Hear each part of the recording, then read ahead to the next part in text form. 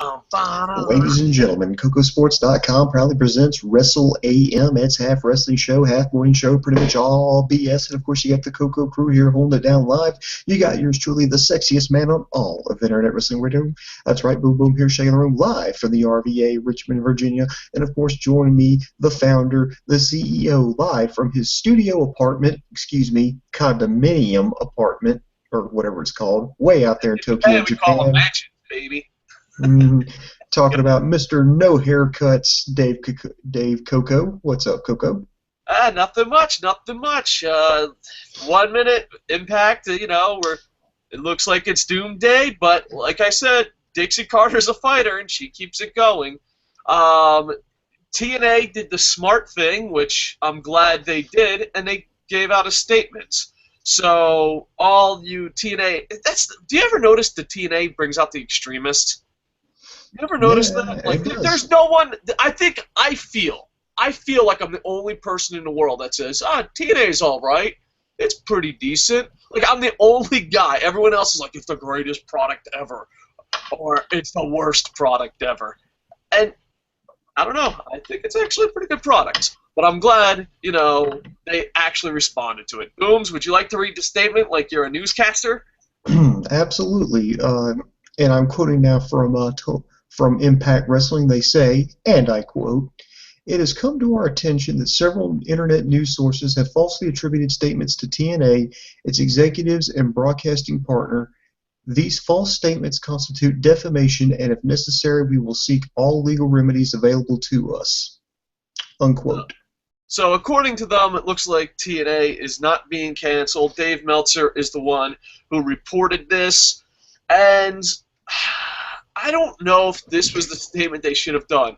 I used to work in media, like real legit media. Boom Boom does work in real legit media, and it's really hard to sue a reporter.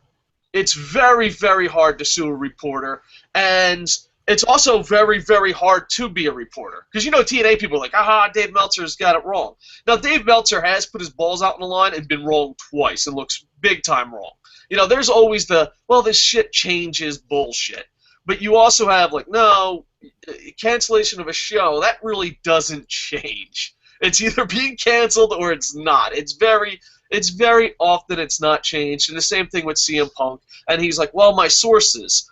If you get two big stories wrong and you're a real reporter, that comes back to haunt you. But at the same time, it is very hard to be a reporter. It really is, because you're trying to get scoops. You're trying to find out news that the world doesn't want you to find. And most places are taught you need two sources. But there's also, are they confirmed sources? Are they unconfirmed? And in pro wrestling, it's such a big secret that most likely all these sources are unconfirmed.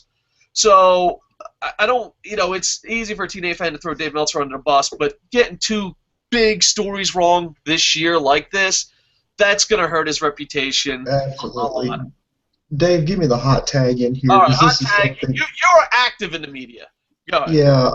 Dave is correct, because it's going to be difficult to file a lawsuit against a reporter, because you would have to prove to a judge or to a jury that the reporter acted maliciously, with malicious intent, like they intended to defame, they intentionally just flat out lie, which is almost difficult.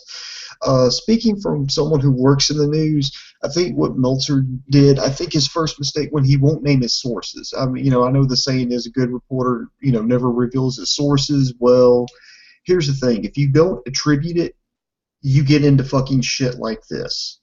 And, for some smaller stories, you could probably get away with, for example, this past weekend in Richmond, Virginia, we had a fire, and I was working overnights, and the fire itself wasn't anything special, but the reason I did the story was that a woman jumped from her third-story apartment to escape the fire. That's pretty cool. Well, I woke up a photographer, got him out there on the scene, and neighbors, were saying, oh, yeah, we held up some pillows and some blankets, and we told her to jump, and we caught her. And I was like, wow, that's unbelievable, but, those guys that, the neighbors there, they wouldn't go on camera, they wouldn't talk about it. But when I ran did the story, I attribute it to the neighbors. I say neighbors say, and you can get away with that on smaller stories, but if you're doing stuff like with politics, if you're doing it with, I mean, just real hard news, if you have, well, an unnamed source, dude, you might as well say, well, I'm making this shit up. Because, how do you know? I mean, who are these unnamed sources? Are these guys like top executives? Are they part of the creative team? Or are they just fucking guys like who cater? They just happened to walk by Dixie Carter's office one day and overheard it through a closed door. And attribution, I mean, that's always key. Attribution, shift the blame off to someone else. That's why you frequently see media outlets, police say, according to authorities, stuff like that. You always have to attribute. And I think Meltzer, while he kind of made it, to me, it's like he made a half-ass attempt to attribute it. I know, if you straight up name your sources, the chances are nobody's going to jail, but they're not going to want to talk to you again. And considering this is his second major flub within about 6 months, Dave. Well, definitely I within think a year. they're small ones, and the reason why it's hard to be a reporter for pro wrestling is it's a tight knit group. They want to be secret, right? And they don't want spoilers leaked out. And all they have to do is lie to you, and then bam, someone lied to me. I tried to report it. This is where attribution is very important, because if somebody lies, well, you take the responsibility off you because you're attributing that. If Dave Kokotis tells me, hey, boom, boom, the sky is purple, and I run a news story on it, and I go, well, according to Dave Kokotis, the sky is purple, but when people look outside and realize, oh, it's blue, well, I didn't lie. I got bad information from Dave Kokotis. I mean, and let's not forget this. I know it's easy to pick on Meltzer, especially if you're a TNA fan. It's easy as shit for TNA to lie. Who knows? You know what I mean? Once you've been in the media long enough, you realize everyone lies. Everyone. Oh, God, yeah. I mean, I used to get criticized by people. Oh, you lied about this. Well, you lied about this. And I'm like, no, I never lied. I just went with the information that I had. I attributed my sources, and then information changed, and I updated the story. Yeah. Now, bear in mind, people, that this isn't the first time TNA's tried to play this game. Remember, for the longest time, TNA was denying that they got thrown off Spike and that they were shopping around for new networks. They denied that at first, so please bear that in mind. Yeah, the thing is, I love the fact that they had a statement. The fact that they're going to try to threaten and sue people, once you hear that, that brings up a red flag. As for people that I worked in media, he does work in media. And it's hard to be a news reporter because nowadays with technology, especially local news and even national news, a lot of that shit's already made up for you. Like if you go, it depends on your network. So you might have a good network. I didn't work for a good network. But if you work for a shitty network, yeah, 90% of the news you're watching on your local news, we just download. We're like, zip, zip, zip, here you go, there's your fucking news. Like, I'm pretty sure we did sports. We didn't even do weather. We didn't even do weather live. We did sports live, and we had one local story live. The rest we just zapped up from national news. So you have to remember, being a reporter is expensive. It's hard. It's a dying art. And on top of that, companies lie. TNA has lied before, but when it comes to it, I guess at the end of the day, we hope that this is the truth. We hope that TNA stays on Destination America, because since moving to Destination America, I think the product has really improved. Mm-hmm. Which unreliable source do I trust? That's what someone just said on Twitter. Welcome to being a reporter. Exactly. That's always the tough thing. I mean, it's just, finding sources. That tweet came from @KevENOCH. Yeah, welcome to being a reporter. Which one do you say? But this is the thing, as someone that used to work in media, as soon as they say, oh, they're going to sue it, first off, you sound fucking ridiculous. That is just to get your super fan base together. Because all I have to say is, oh, I have unnamed sources, and be like, all right, fuck it, it's over. You know what I mean? Pack up your bags. And not only that, but I don't know, man. I don't.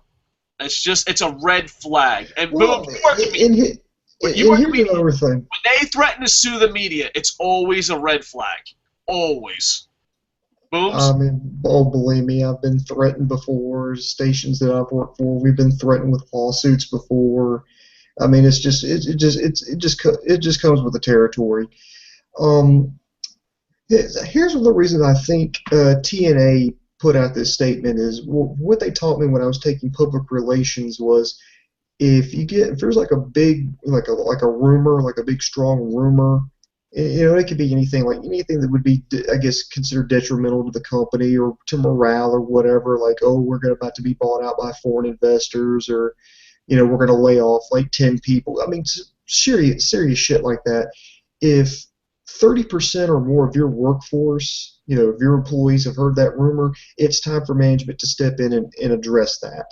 Now, TNA has stated, at least in the news that we're reading, that they plan to address the talent or address the situation at the next set of TV tapings, which should be about this time next month, and a Yeah, lot of and that's going to be leading up to Slammiversary. I just So I want to think cut you that's a off real smart quick. move. Okay. That's a big thing that a lot of people are missing. Mhm. That, yeah, you might be a TNA hater and want them to go under. You might be a TNA super fan, but at the end of the day, a lot of these pro wrestlers, this is their livelihood.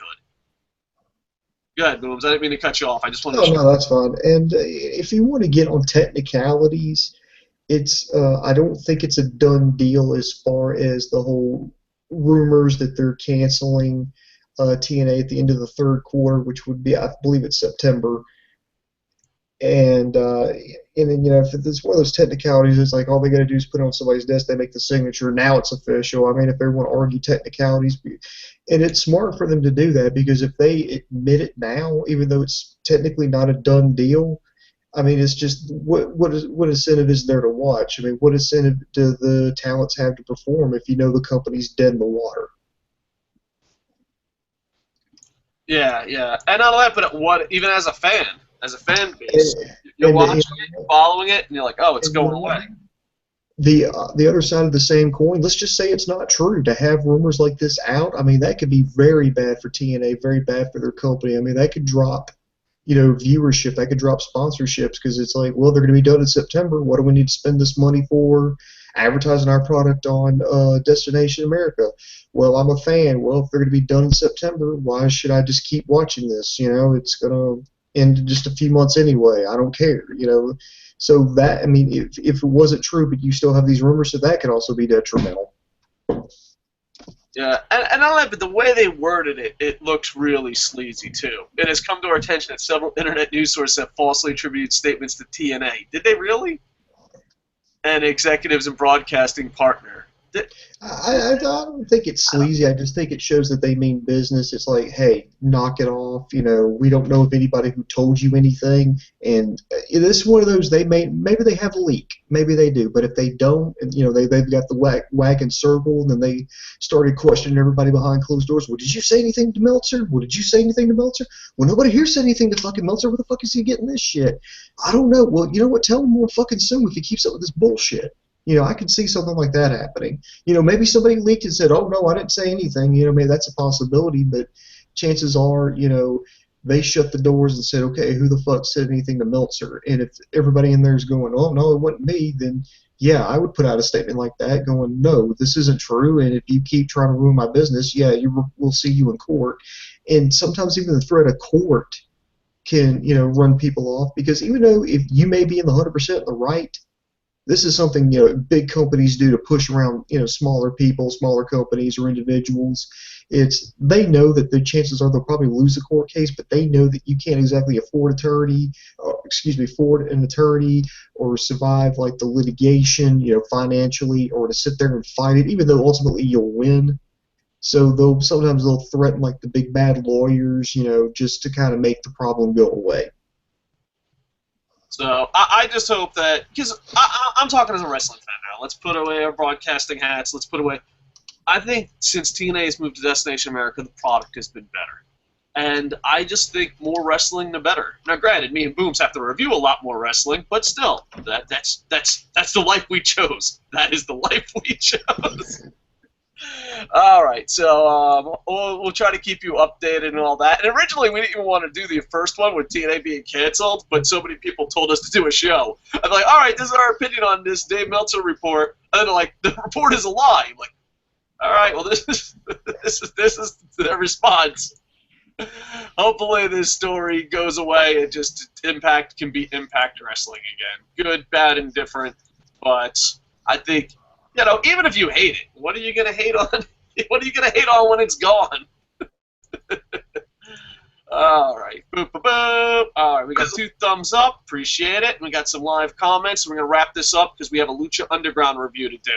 What a Lucha Underground, man! We gotta get their review done, and then Booms will be doing a SmackDown review. So make sure to like, comment, subscribe because we're gonna do 3 shows today on schedule, and we're hoping to do a lot more in the future. I am Mikey. Mike Ashman's agree. I agree. I believe that this is a panic move by Dixie. However, I feel they could gain a deal on network if they're able to be shopped around various stations if the Dixie team opened a network ventures. What about FFFX or FXXX or even there's way too many letters. You move it on. Or MTV2. Don't go to MTV2.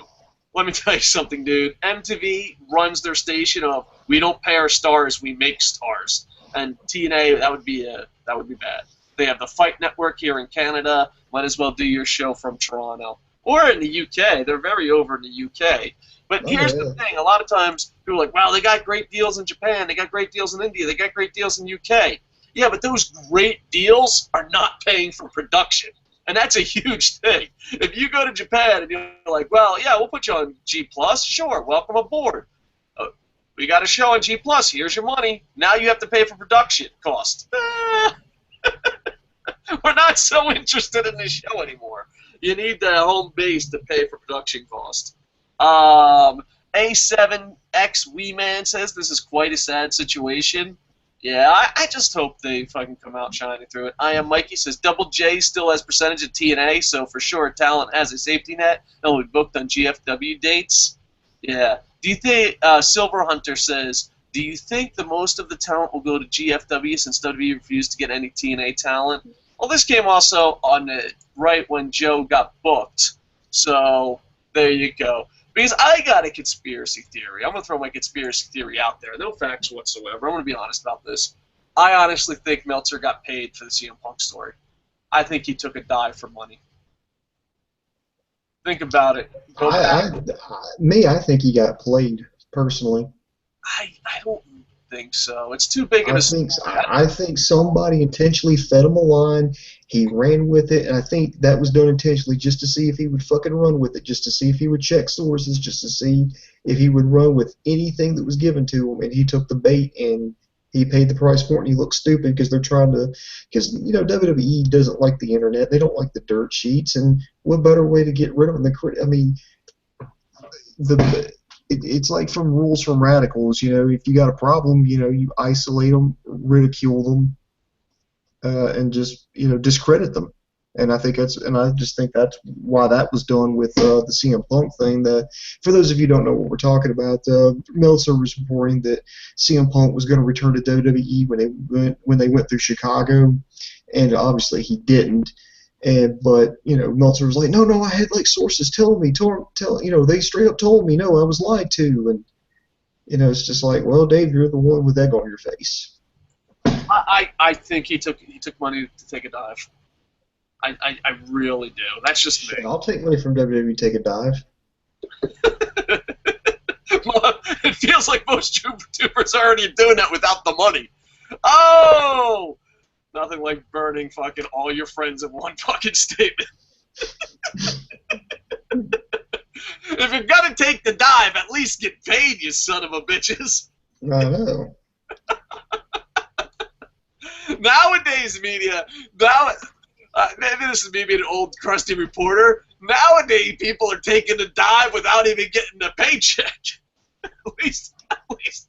Before you sell out, at least accept the money. All right, but now we're getting pump your brakes. We're getting way off topic. Like, comment, subscribe. We'll be back in 5 to 10 minutes with a Lucha Underground review, and then after that show, boom, we'll be back 5 to 10 minutes with a SmackDown review, and then I'm gonna eat pancakes. Like, comment, subscribe. KOCOsports.net.